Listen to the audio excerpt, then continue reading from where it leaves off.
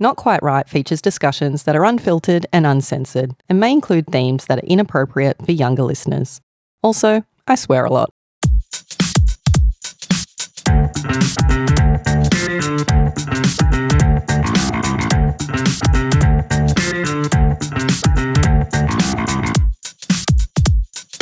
Something doesn't seem quite right. Welcome to Not Quite Right. My name's Ed. And I'm Amanda. This is the fifth and final Daredevil episode for the October 2024 Not Quite Right prize. I'm sad. You know what? It's the end of 2024. This is our last Not Quite Right prize episode. Yeah. What a road this has been. Yeah, this is year. really sort of our first year of the comp, and it's been huge. Yeah, we were just talking about that earlier. Remember January? And it feels like January 3 years ago. But anyway, here we are, the final Daredevil for the year. So, Daredevils, these are the people who have volunteered for the privilege of having their stories read and being absolutely skewered on the podcast. Yeah, why would you do that? Some kind of sick sadomasochism. Which honestly is what writing is all about when you think about it, so it makes sense. So today's Daredevil is Elysia Rourke. Yeah, now this round, Elysia made the long list. And it's her first time on a Not Quite Right prize long list, despite entering a few times now. That's right, yeah, she's entered 3 times. So this is super exciting. And it's a name I recognise. Alicia's done some things to catch our attention in other rounds of the competition and must be very relieved to have finally cracked that long list. So let's get stuck into it. This is What Cassandra Saw by Elysia Rourke.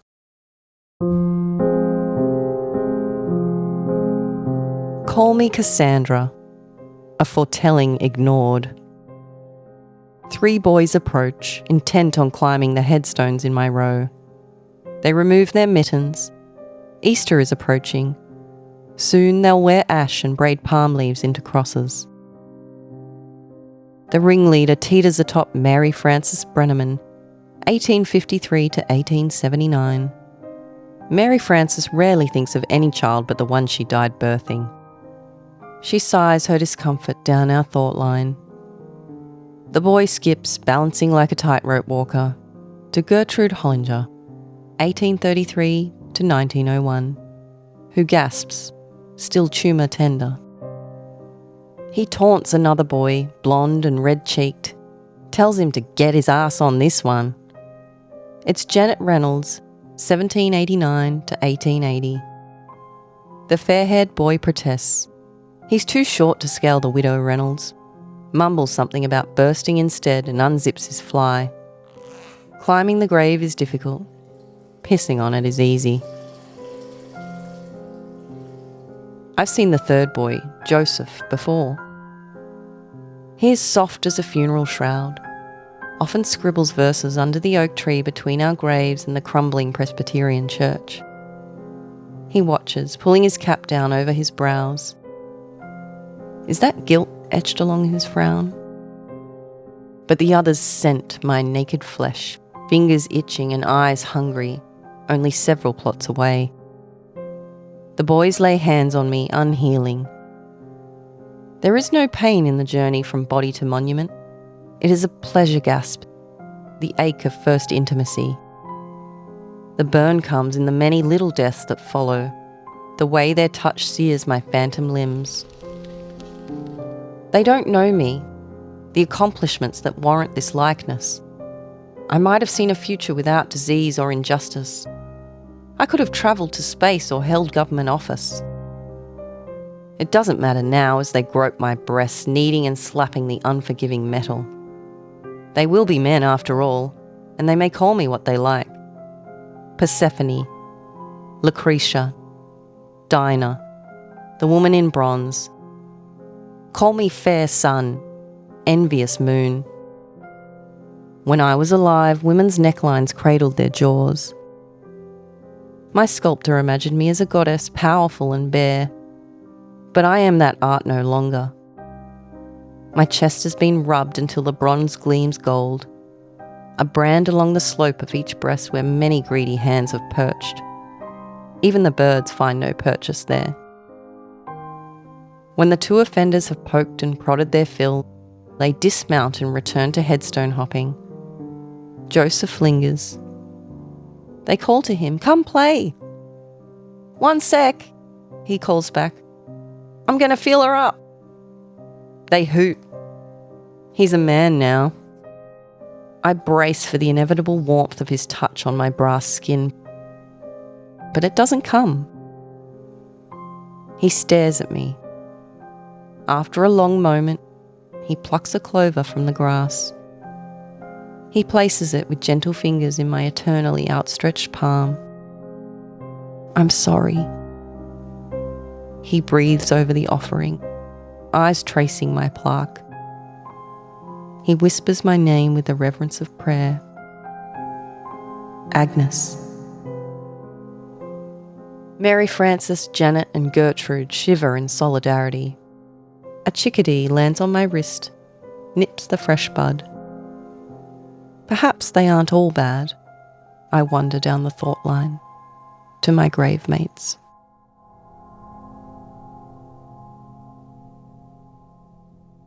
So thanks, Elysia, for your story. Before we get into it, you've left us a message. So let's listen to that now. Hi, Ed and Amanda. It's Elysia Rourke calling from Canada. I have recorded this so many times. I'm super embarrassed. There's a reason, I guess, that we write and don't speak. Anyway, I wanted to say, first of all, a huge thank you to one of your previous Daredevils, Jay Scott, who made it possible for me to do this and supported me throughout this Daredevil journey. So huge thank you to Jay. But for the thrust of my story, What Cassandra Saw, I was inspired by the treatment of the Molly Malone statue in Dublin, Ireland, which is a very chesty statue that has been rubbed by tourists on the chest until the bronze has completely been rubbed off. So it's like, it looks gold. And I started researching a little bit more about the statue and the treatment of the statue. And I came across that in 2014, when it was taken away for refurbishments, they had found some hairline fractures and stuff. When it went for refurbishments, they actually decided to strengthen the statue, but to leave the chest the way it was so that tourists could continue to rub it. And there's been some debate about whether or not this is like an objectification of women or whether it's just a luck tradition. And I kind of wanted to dig a little bit deeper into the way that we treat monuments and representations of women and things like that. So I don't know. I had an absolute ball writing it, and I hope that you guys like reading it and I don't know, means something. I'm really looking forward to your comments, positive and negative, and hoping to grow from this. So thank you so much, both of you. I really appreciate it. How on earth did I get 90 seconds in and not mention the typo that's been driving me mental for the better part of a month? Actually, Elysia, we did not notice the typo. So we're going to read through it again as we go through and analyse this story and see if we can notice it. The reason she brought that up is because I had mentioned on social media that we were considering a story for the shortlist and noticed that it had typos. Now, in fact, on reflection later, I have discovered that multiple stories that made the shortlist, in fact, had typos, including the winning story, which I didn't actually notice the first time I read it and which had to be pointed out by the author as well. So in hindsight, a really good way to get everyone to proofread their stories is for me to just say I found a typo in like the winning entry and then everyone frantically goes and checks. But no, I couldn't see any glaring typos in this story. We'll see if we notice it this time around. And look, what a great premise for a story. Absolutely. Like, the whole idea of the statue, and I'm not familiar with that particular statue, but I'm familiar with the Juliet statue in Verona that has a similar kind of, it has a breast that's also for God's sake. No, but like, okay, in defense of men, there is also statues of men where like the penis area has also been. All right. Name one. Well, I can't name them off the top of my head. I'm not a statue oracle. But like, yeah, it's a phenomenon. Yeah. I mean, I'm more familiar with like I've seen, where is it now? There's a pig or a wild boar or something with right in the middle of Sydney. There is next to the eye hospital, there is a statue of a boar with the nose. Yeah, for rubbed. good luck, right? Yeah. It's a thing, right? Rubbing a statue until the bronze is. Yeah, it's an interesting idea, and I'm familiar with the like controversy around whether it's objectification or not. Like, that's an interesting discussion. I don't know if we want to get into it. It literally is. Yeah, but It's an object. But it's an object, right? Yeah, It's you can't objectify an object. It's already objectified. I guess the problem is whether the objectification of an object is problematic and if it extends to real humans. Well, I mean, the objectification happened earlier, right? When the statue was made. Because when you look at the statue, and if you do Google the statue that Alicia's mentioning specifically there, like there's a choice that's been made as to how that woman is portrayed.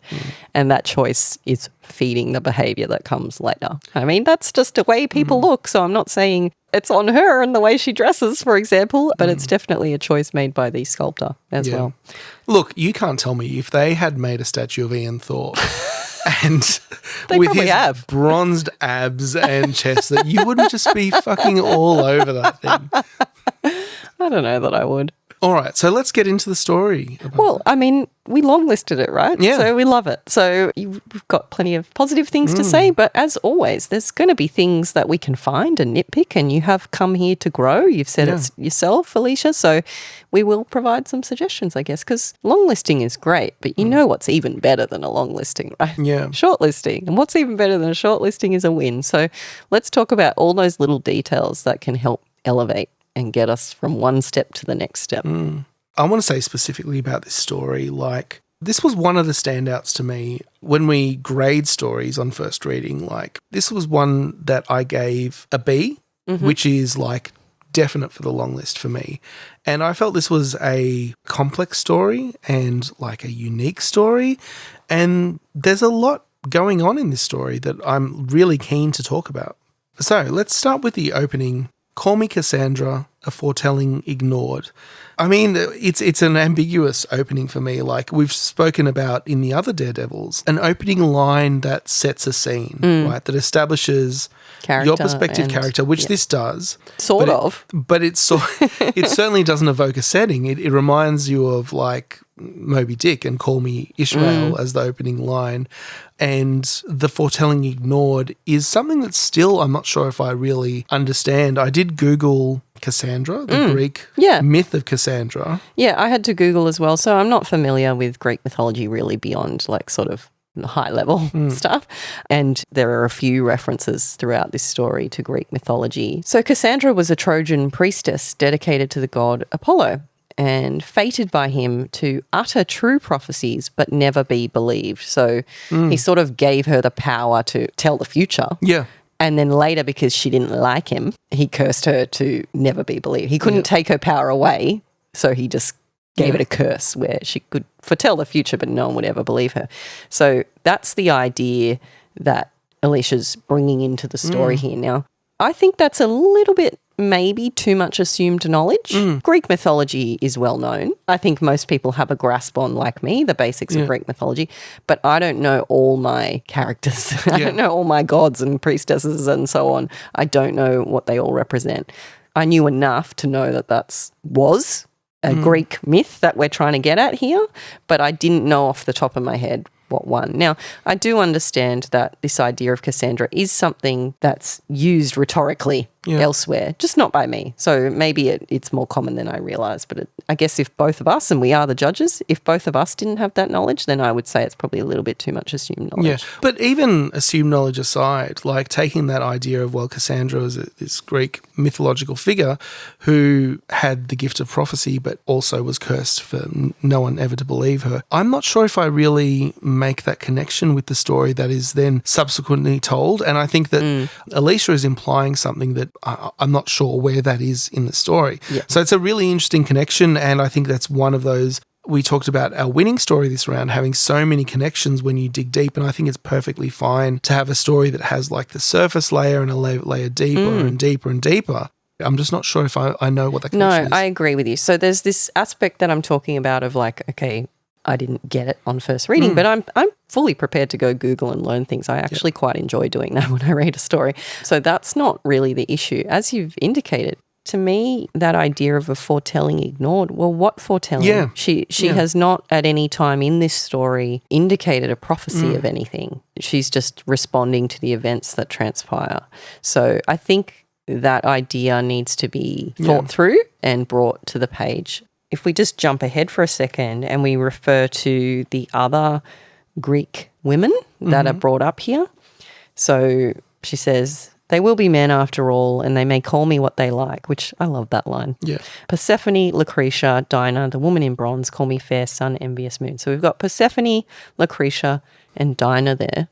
Now, I did some Googling on them too, and they are all raped women. Right. And I'm presuming that that is the linking characteristic that was relevant to this story, just given what's going on, the action of the scene. Yeah. And so that's a really interesting idea. It's once we know that fact about them, that is potentially a little bit revealing about our character here, whose actual name is not Cassandra, whose actual name is Agnes. And I think that's great. Again, like that one's a little bit more clear, the link there. Why might she be called those things? Okay, those names start to maybe take on a little bit more meaning. We've got also the reference to fair sun and envious moon, which is, of course, from Romeo and Juliet. That link, again, I'm not sure. So rise, fair sun, and kill the envious moon, who is already sick and pale with grief that thou, her maid, art far more fair than she. So the moon is jealous of Juliet because Juliet's so beautiful. I'm not really sure how that links to these other women that are being referred to. However, I will say it's a beautiful line. Yeah. So I don't care. Yeah. Like, it's really great. And so I think some of these themes being woven in, and we've talked before about that kind of poetry versus clarity. We don't always need the full clarity. I think sometimes some of that metaphor and those ideas coming through is all you need to just evoke that mood without necessarily having to explain everything. Yeah. So I think that works. But when it comes to the Cassandra character, I'm not sure I get that enough. I think we needed a little bit more clarity on why Cassandra. What is this foretelling that you're referring to? But like, look, as an opening, it's certainly evocative. Okay, so now we get into the scene itself. 3 boys approach, intent on climbing the headstones in my row. They remove their mittens. Easter is approaching. Soon they'll wear ash and braid palm leaves into crosses. And like, it's an interesting mix now that we get here of Greek myths and Christian theology, I guess, mixing in this graveyard. This is not so much as an explicit element of the story, but there are a few references here to like Christianity through the story. And I thought that was an interesting just like cross of ideas that kind of come through in this. Yeah, but I will say, as a lapsed Irish Catholic, to me, I'm not sure that it's the theology so much that's coming in there as this is Ireland now. Like, to me, that's all I needed to set the scene. So, yes, we could reflect on Christianity and then maybe those kind of hypocritical ideas of the boys' behaviour versus what they're going to do in church. Like, they're going to have the ash and the palm leaves from the Easter celebrations in church, and then what are they going to come and do in the cemeteries? Like, completely going against those values, I suppose. So there's that idea, but I think this was a great scene-setting paragraph. Like, you talked before about how we've got this sort of call me Ishmael open line, but then very quickly that scene is set. We know where we are. We know the characters that are in play, and we know sort of the timing gets revealed as well. So then we go to like further establishing, I guess, that we're in this graveyard, as if the headstones were not the giveaway there, but we are introduced to some other people in this graveyard. And importantly, they are all women. And you've drawn that connection already to Gertrude and Mary Frances. And even those name choices, again, it's like, we're in Ireland. Like, which I like. But again, like that, she's establishing that theme of, there's a lot of themes here, but one of them is consent, right? And establishing this boys versus women. And the women are dead and they're in a powerless state, right? They can't consent to anything. They can't control anything. And the boys are in the position of just like running rampant through this graveyard. What I would have liked to see set up a little bit more early on is the nature of the perspective character, Cassandra. But the others scent my naked flesh, fingers itching and eyes hungry only several plots away. The boys lay hands on me, unhealing. We've set up that there's a graveyard and there are tombstones. That's what you'd expect to see in a graveyard. But I wasn't really sure, like, what is the nature of Cassandra at this moment. And I think I had an initial expectation that she was like a ghost or maybe a tombstone or something. The bronze statue is set up a little bit later. Like, we see that she takes shape and it's clear that she's a bronze statue. I would have liked to see that detail a little bit earlier so I could picture that. And I knew exactly what was happening as the boys, quote, sent her naked flesh. And we get that from the brief description that Elysia left us, that this was about this statue, right? But I without think that description, it's not you in the wouldn't know. story. Yeah. It is eventually, but it's not upfront in the story. Yeah. Yeah, I agree. I think that probably needs to be made more clear, and probably in that opening line, because we need to establish setting and character pretty quickly. So we could be establishing who exactly Cassandra is in those opening lines there. One thing I would call out maybe as a question as well is this decision to say my naked flesh. You know, it's a choice, like it's clearly an intentional choice, but I'm not sure I personally agree with that choice to describe her metallic, form as flesh. I can see why she perceives it that way. It's that perspective though, right? She would see it as her flesh. Yeah, which is why I say, like, it's clearly a choice to describe it that way. I'm not saying that you can't do that. It makes sense, but I feel, because again, you sort of said we don't know she's a statue yet. We don't know what form she takes, that's potentially a bit confusing when you don't have the full picture. Yeah. Whereas some of the other descriptions I feel are better at showing both. So like another line later where she says, kneading and slapping the unforgiving metal. Yeah. I feel like that unforgiving metal is probably a better description. It's tricky because, that's more of a literal description of what's happening, but I think what Alicia's trying to do is draw that parallel between, like, touching the statue and touching someone, Yeah, I fully get that. And like I said, you can do that. I'm just not sure that is being conveyed fully. To me, someone reading this who doesn't yet know this is a statue, that's all I'm trying to get at, I suppose. I feel like there's a way to straddle both of those, you know what I mean? To describe it in physical terms while also drawing a link that feels really real and personal for her and embodied in human form and not just a statue. Yeah. I think there's a potential to do both. Yeah.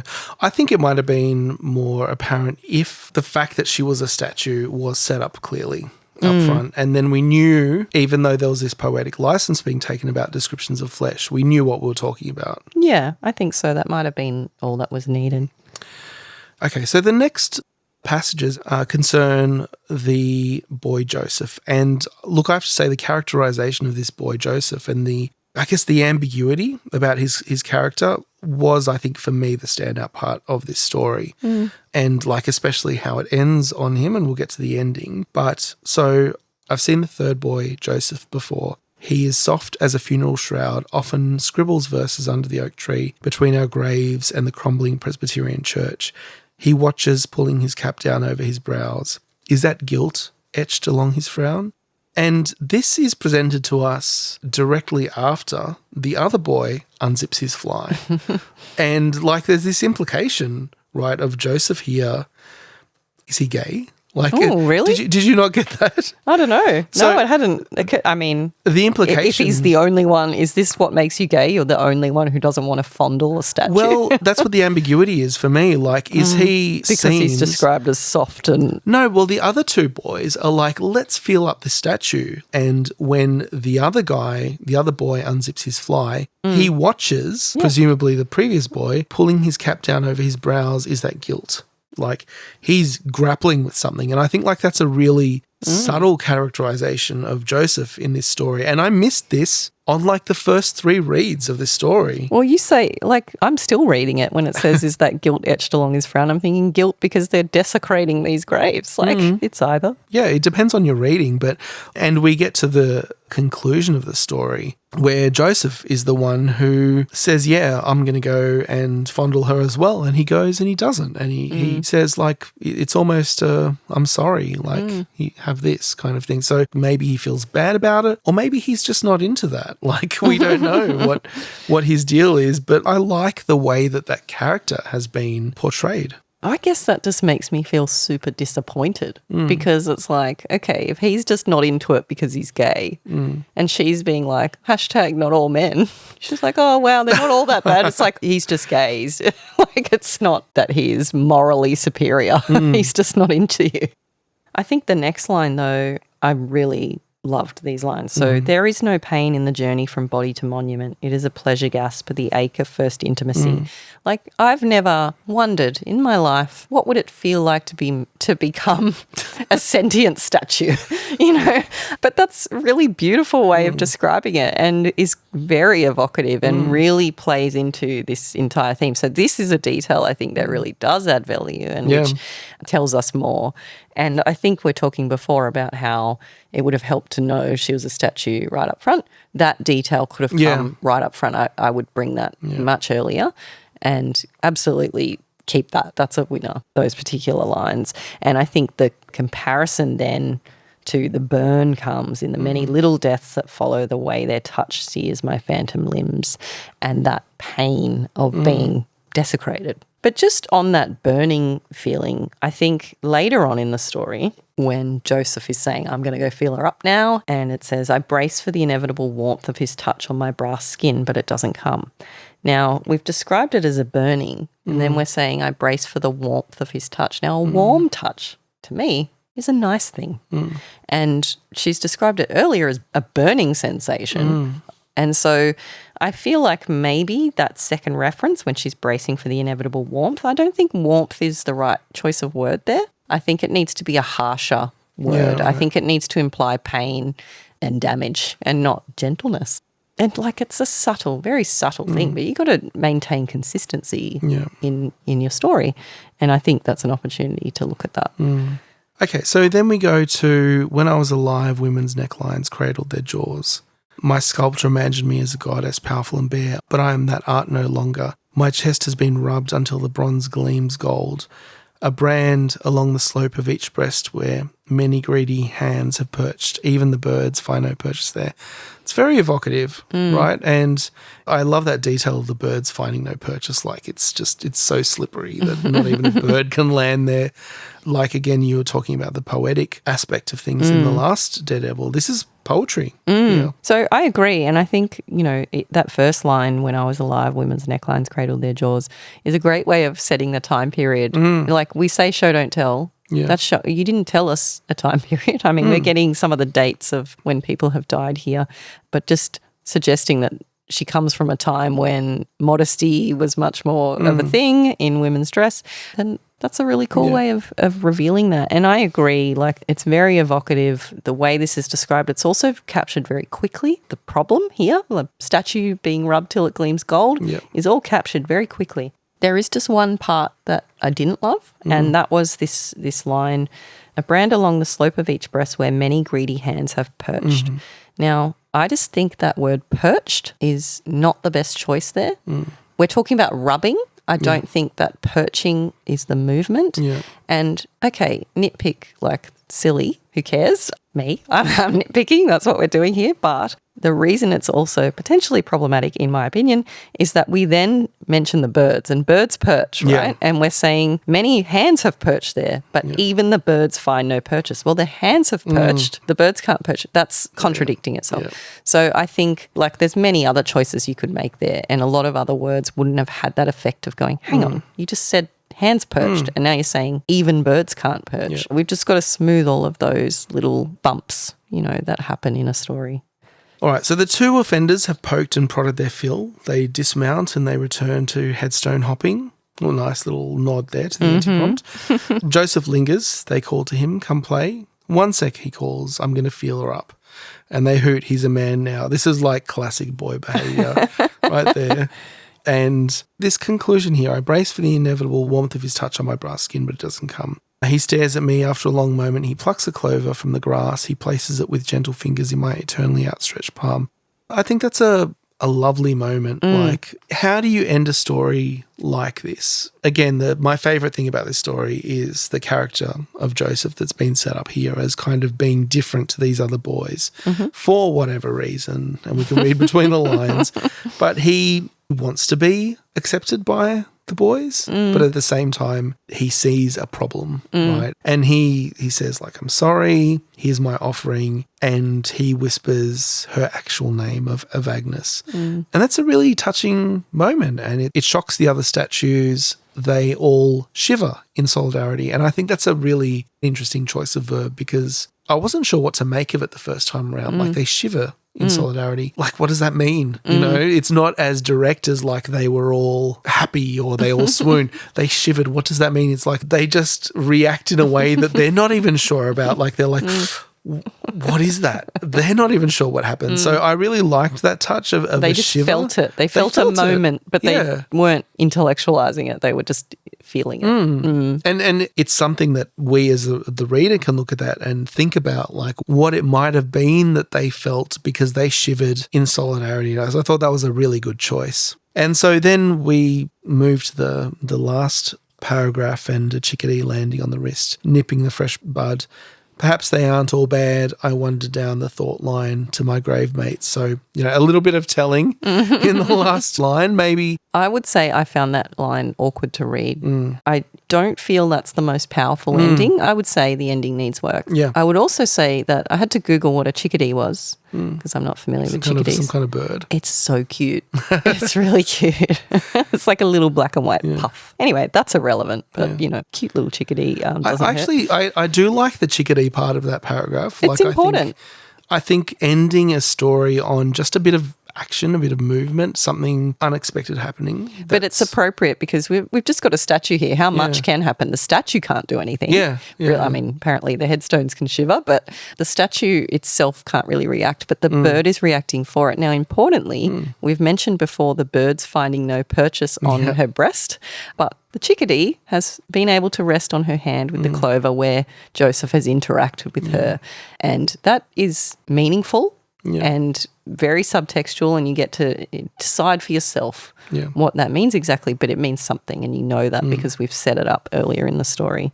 So that part I like. It's that last bit about perhaps they aren't all bad. I wander down the thought line to my grave mates. You know, it's really trying to address that head hopping prompt, but I feel like we've already done that, so I don't think we need like that more like jarring head hopping going there. But also another issue there is this, perhaps they aren't all bad, that idea. Is that the whole meaning of this story? If it is, I think that's a missed opportunity. We know they're not all bad. You know me and the way I carry on and my feminist ways, but like we know not all men are bad. We know that. They're not all going to grope a statue. Lots of boys would. Not all boys would. And so I'm not sure that conclusion is like big enough. Yeah. I guess we've talked about a lot of things that we like about this story, but we also know it didn't make the shortlist. So what was missing? And I look back on my notes from my first reading. You know, we make some notes in our spreadsheet as we're going along. And something that I wrote was, it's missing something that I can't quite put my finger on. That was one of my notes. I said some other things about things that I liked and it's original and that sort of stuff, but I said it's missing something I can't quite put my finger on. And I thought, well, we've got Elysia coming here for a Daredevil episode. I have to put my finger on it, right? I have to figure out what it is. And I've given it some thought. And I really think it's that link between, I was going to call her Cassandra, but Agnes, right? What is her backstory exactly? What is it that she is foreseeing or not? What is her perspective in the beginning? And then how does that shift by the end? We don't really know what her perspective is in the beginning. We're just set up with some boys come into the cemetery and start desecrating, you know, the monuments there, and they're being obnoxious.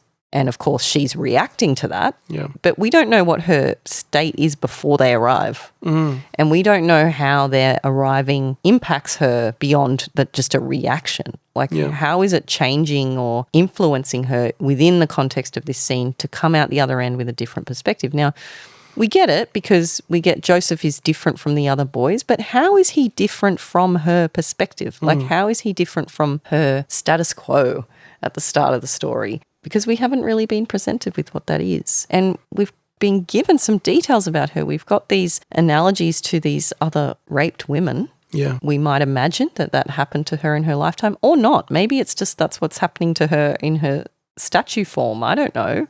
Like, that's not given to me. And I think I need that. I think I need to know a little bit about her backstory and a little bit about why she's there. You know, she said, they don't know me, the accomplishments that warrant this likeness. I might have seen a future without disease or injustice. I could have travelled to space or held government office. Well, we still don't know you. Who are you? Right. And I guess I'm dancing around the subject, but what I'm trying to get at is I want to know more about this character to understand the meaning that's made at the end there. Yeah.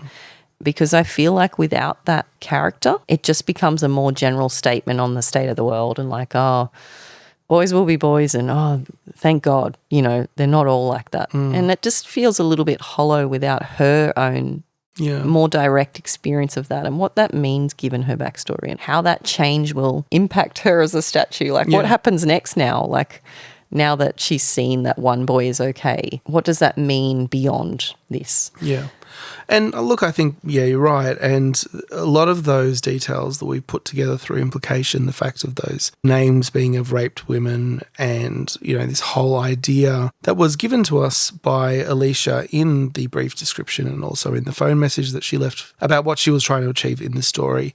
And we draw those implications and we put together this puzzle of Agnes as someone who represents certain things about culture, I guess, and womanhood and is the personification of these issues, right, that we talk about that are societal issues. But you're right that we don't have, like, who is she as a person?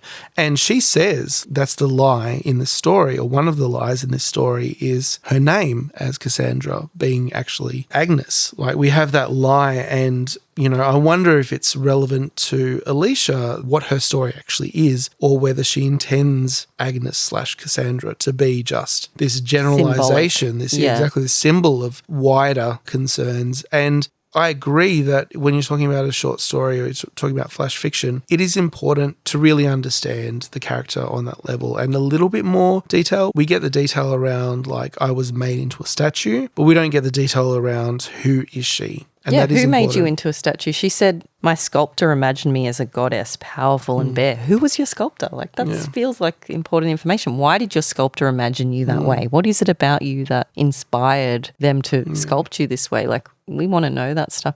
And I think what's evident here is that Elysia has been inspired by this statue and has created a story from that. And all of that is coming through. All of that social commentary, I suppose, is coming through. But one of the things that we mentioned quite a while ago now in our How to Win the Not Quite Right prize article, one of those core elements. At least 5 years ago at this point. Yeah, I know, mentally, emotionally. But one of the core elements was action, not reflection. Now, Elysia's done a great job here of bringing action into a very static scene, really. Like, we've got statues, like it can't get any less active, right?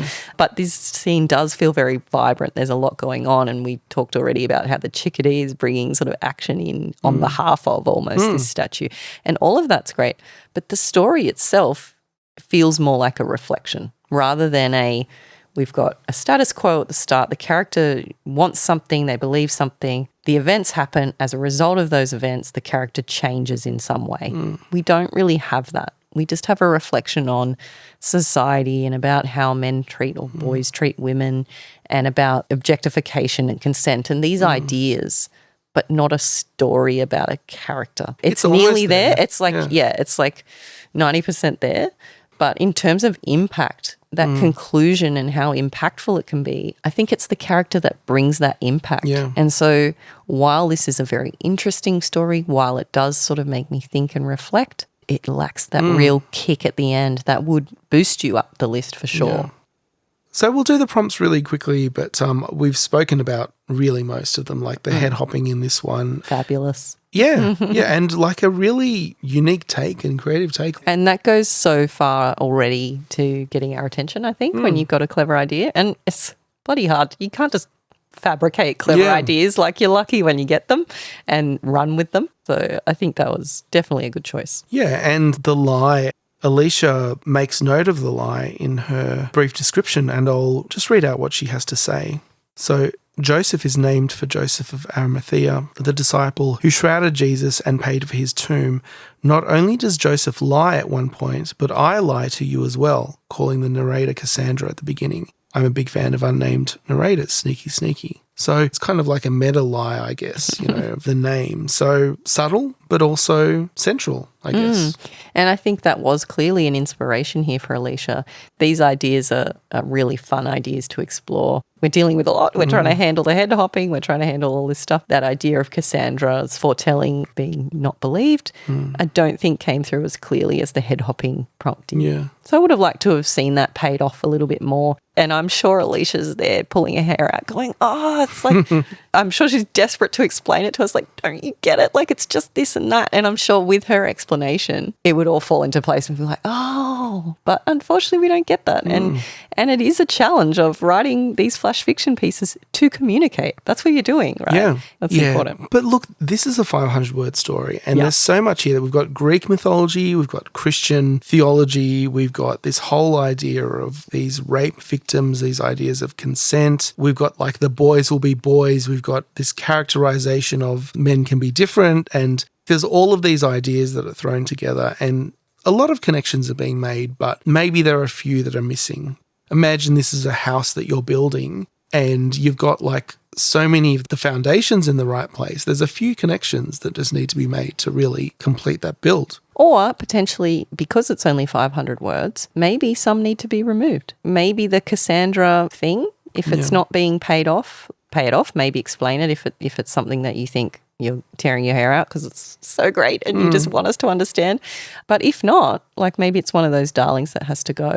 Yeah. And Elysia mentioned in her comments that there were some other references to like Palm Sunday and some other things, traditions in Ireland in particular, that did drop out of the story in the edit.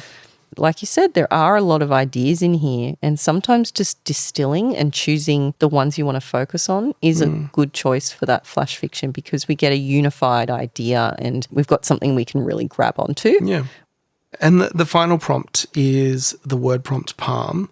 And this was an interesting story because it had two instances of the word palm. And like the first Prominent ones. You know, Palm Sunday. I didn't do the stats, you did the stats, but it seemed to me fairly unique. Yeah, I think there was one other story which very specifically mentioned Palm Sunday, and then just this one, which it's actually mentioning the palm leaves, but they're in reference to Palm Sunday. Yeah. Yeah, and then another reference to palms of hands later. Yeah, which is critical at the end there. That's where the bird perches. That's where the clover is placed. Yeah. Okay, so we've reread the story at the end. Do you know what the typo was? No idea. Yeah, I haven't read that closely to search for a typo, but I can't see one. So hopefully you haven't been stressing about this, Elysia, because I cannot see one, and I'm looking through it in Word and it's not highlighting anything. So do let us know what the typo was. Yeah, please. It's entirely possible that we've completely missed it because we've been proofreading the anthology for the last few weeks and we've missed many a typo, let's say it that way. Every time I look at it, I find a new one. So I guess overall, like, this was a beautiful story. You know, it made the long list for a reason. There's a lot of really beautiful language. There is a nice balance between sort of poetry, but also clarity. We've got some character development. We've got change. We've got action. Like, we've got so many of these pieces. And this is why we're saying it's like it's 90% there, like, or more. And we just need that little bit extra if you want to sort of jump onto that short list. I don't think it was far off it. No, and like there's so much to chew on in this story and think about. And I don't know what the numbers are, but this one was an easy inclusion in the long list. And there are some that are on the cusp that are maybes. For me, this wasn't a maybe. This was like, this is in the long list, right? And there are not that many of them. Maybe there are 15 or 20 easily in the long list out of 40. So to get from that 15 or 20 to the top 6, that's it's most of the journey, isn't it, right? Yeah. But like, I can definitely say I love this story. Like, it was a great story. Great story, great concept, very original, very evocative. Keep doing what you're doing, basically, and I'm sure you'll get there soon enough. For sure. I understand that Alicia's got a book coming out, actually. Oh, really? So, yeah, keep eyes out for that one. And clearly, you know, great, you should. Because you write beautifully. Okay, well, thank you, Elysia, and we appreciate you putting yourself on the line like this and exposing yourself like a bronze statue in a cemetery to our listeners. So well done, and thank you for that as well. Absolutely. Okay, and so that is it. That is like done like a dinner. 2024 Not Quite Right Prize is over. We will be getting out some regular episodes and ramping up for January. This is the thing that makes me feel better. There's always another one around the corner. There's always another. And there's plenty to do between now and January. So we are looking forward to a really huge 2025 in a whole host of ways. And the anthology is out now, and we're looking forward to just a really great 2025. So we look forward to seeing you all back again next year. Yeah, we've doubled the prize money. We really want you all back again. We've had such a great year. We've learned so much. Like, I can't believe how much we've learned over the past year. It's crazy. And I hope that everybody listening has gotten something out of it too. We're building this beautiful community. You know, people are stretching themselves. They're trying totally different things, some weird things, some creative takes, and I love to see it. Yeah. And I'm so proud of that anthology. Like, I just want to take credit for it as if I've written any of the stories in there. You put a lot of the work into that. Like, it was a lot of work, but like, you know how people say it humbles me to know blah, blah, blah. Forget that. Totally opposite of humbled. Like, totally makes me feel really great that we have helped inspire people to write these really amazing stories, and we want to see more of it. We want to see you all back again next year. So if you haven't already jumped on and bought your ticket for next year, please do, because we'd love to see you there. Yeah. And until then, ride on. Right on. We hope you enjoyed this special Daredevil episode of Not Quite Right. If you have thoughts on this story, follow us on social media and join the conversation. And if you'd like to participate in the next round of the competition, head over to our website at notquiteright.com. That's WRITE. Something doesn't seem